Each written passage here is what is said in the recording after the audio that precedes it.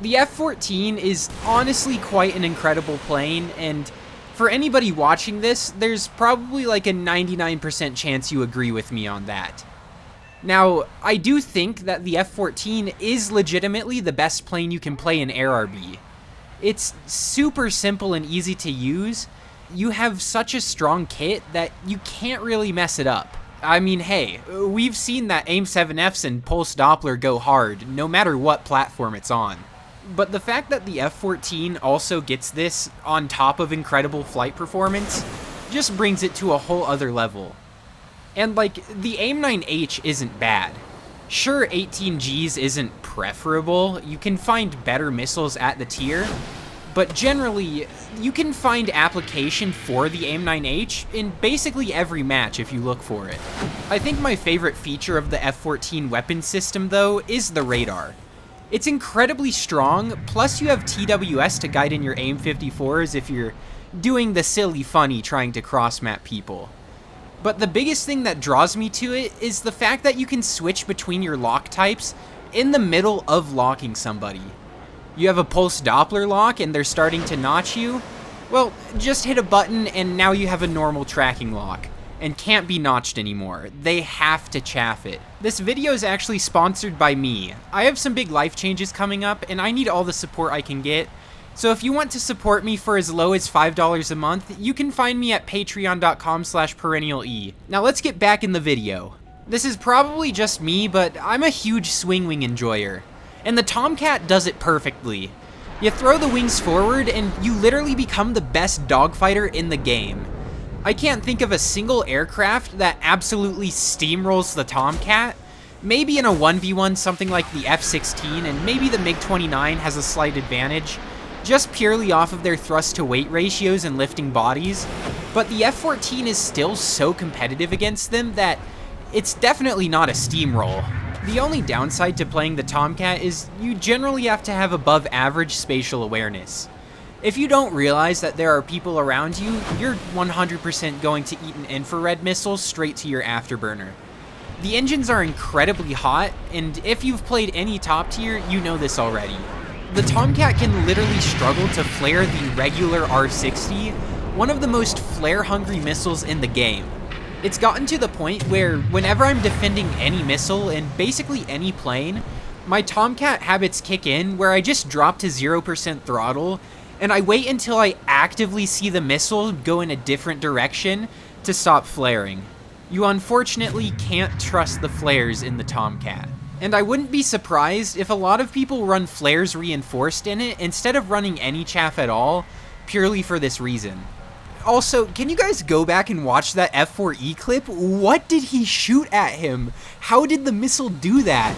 It's so close to the ground that I don't think it was a Sparrow, but like, God, I've never seen an AIM-9J do anything that crazy. Perk of the Tomcat is that you have the longest range radar missiles in the game.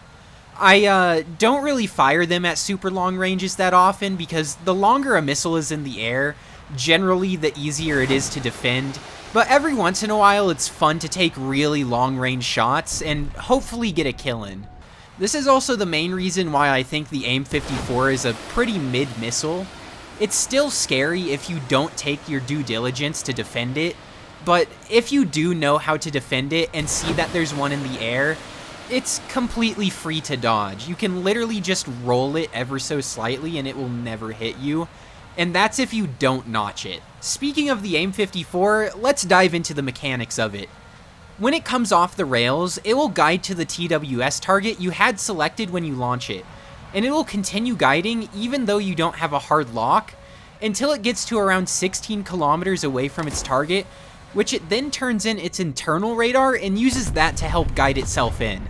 The Phoenix has data link, which means that it's communicating with the Tomcat's radar, so the longer that you can keep somebody in your radar in TWS, the better chances you have of hitting them, even though it still has its own internal radar to guide itself in.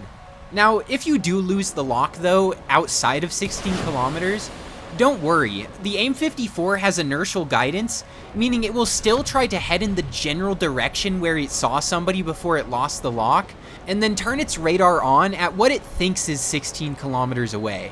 Which is why you'll see from time to time, F-14 players just taking on, launching 6 Phoenix missiles across the map, and immediately re-landing. This is a pretty awful tactic though, as it has a really low probability of kill. If you want to get Phoenix kills, just take a handful of them out in combination with Sparrows. The fact of the matter is, the AIM-7F is probably the best missile that the Tomcat has access to, and I take anywhere from 3 to 5 of them. But this also means that if you're unfortunately not very well versed in radar mechanics and radar combat, you're gonna have a pretty steep learning curve. I know a lot of people don't enjoy the Tomcat because of this, but if you can really master it, oh boy are you in for a great time. You're basically unrivaled in the head-on, except for maybe by a MiG-29 if it catches you at high altitude, but even then, you have the better radar overall and can still come out on top. I would be lying though if I said anything other than I kind of fumbled around with my radar controls a lot when I first unlocked the Tomcat. If you're one of these really common players who ground out the Tomcat with the F5C, you're in for a, let's say, suboptimal experience because you're not going to be able to use the plane to its full potential. If you ever get the chance to throw out your wings in a 1v1, oh boy, you're in for a treat. The Tomcat will treat you well. The Mirage 2000 is no slouch of a fighter. In a 1v1, it can really hold its own against basically anything in the game. But I just generate so much lift with these wings out that I can sit inside and behind this guy as much as I want with basically no challenge at all. The only issue you ever face are skill issues with not being able to aim the Vulcan. Why is it side mounted? I chased down the MiG-29 in the distance, and a lot of you are going to look at this AIM-9H launch and think, oh my god, that is sacrilegious. I think something I've become kind of notorious for on this channel, especially with the Navy Sidewinders, is taking really long-range shots, but I really just like pushing the limits of them and giving the opponent something to deal with so that they can't really push me for free. I'm not always necessarily taking a shot because I think it'll get a kill. I like just giving the opponent something to deal with so that I can continue to push them, because the less breathing room your enemy has, the better. I tried to shoot under this Tomcat, but the Seeker turned on just in time to see his heat signature, and it pulls out of the field of view for the MiG-29, so I have to go in for guns.